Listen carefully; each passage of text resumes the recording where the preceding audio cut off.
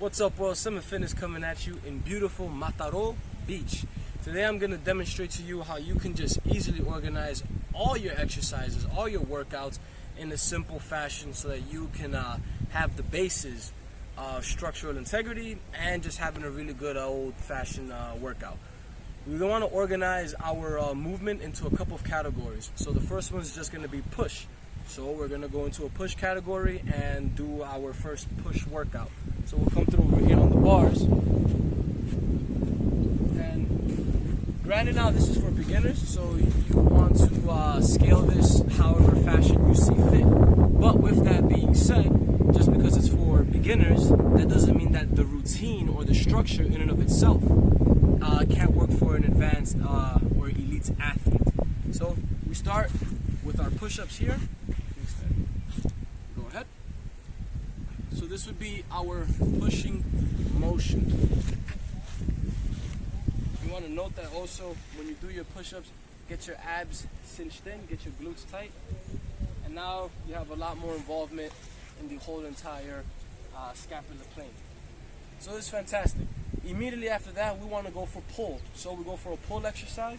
So I'm going to go right underneath and just do the reverse. I'm going to go for rows. Sometimes they're also called reverse push-ups.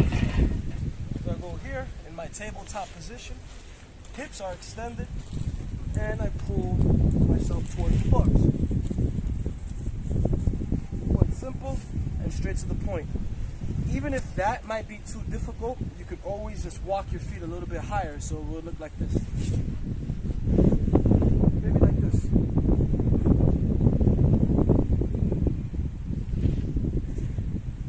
Everybody starts somewhere, but the whole point is that you can have the principles of training, such as tempo,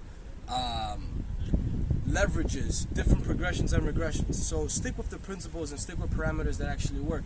So we got our push, we got our pull, now we're going to go into our legs. Let's get squats.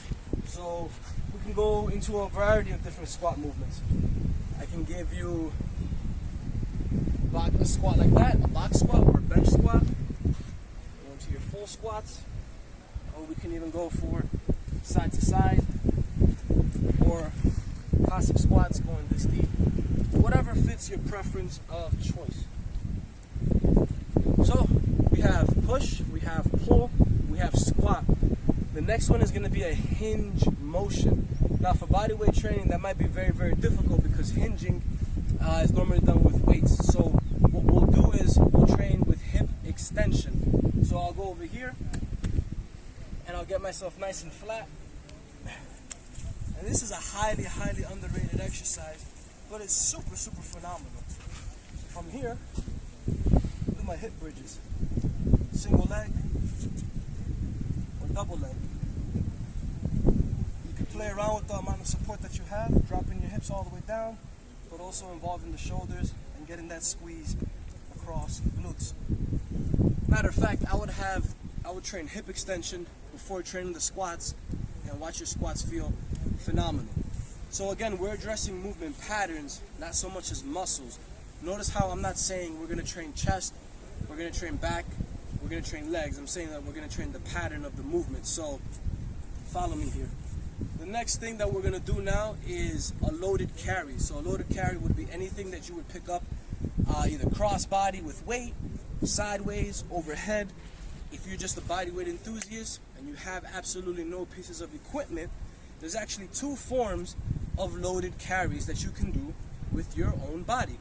Example one, the crawl. You can do any type of crawl whatsoever, whatever fits the bill. I can literally baby crawl. I can go forward, I can go backwards, I can play a game, I can do the 4 square, I can go 1, 2, 3, 4, I can go sideways, 1, 2, 3, 4, backwards, 1, 2, 3, 4, sideways, 1, 2, 3, and 4. You can continue doing that, and that's a nice, phenomenal exercise. We're not always looking for the burn, we're also looking for strengthening inside so that we can shine on the outside. And the baby crawl is one of those exercises that truly restores the body. And if the baby crawl is too easy, simply lift your knees up off the ground, or you can go to bear crawl like so, or you can do the beast crawl, dropping the knees, or or you can even Spider-Man crawl, or as they call it, the leopard crawl.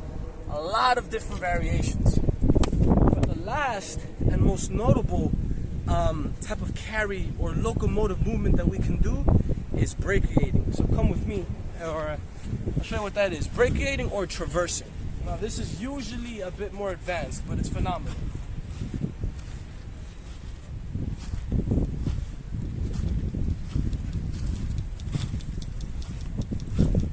So when we were kids, we would always play in the monkey bars. We would swing, we would be free. We wouldn't think about doing all the pull-ups, you know, the curls for the girls, all that good stuff.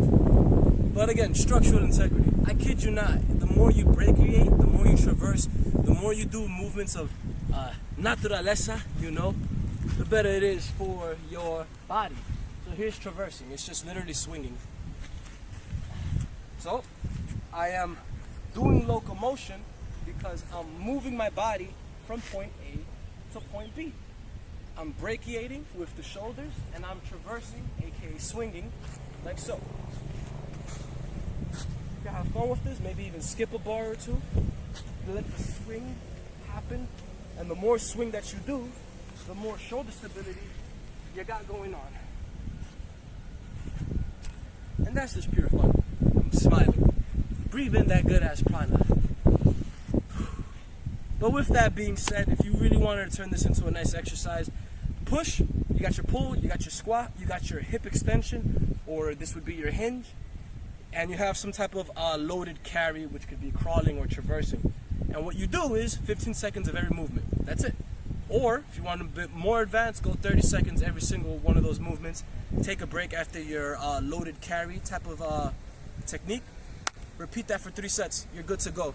You attack every pattern that's important for the body, and you don't have to think too much about it.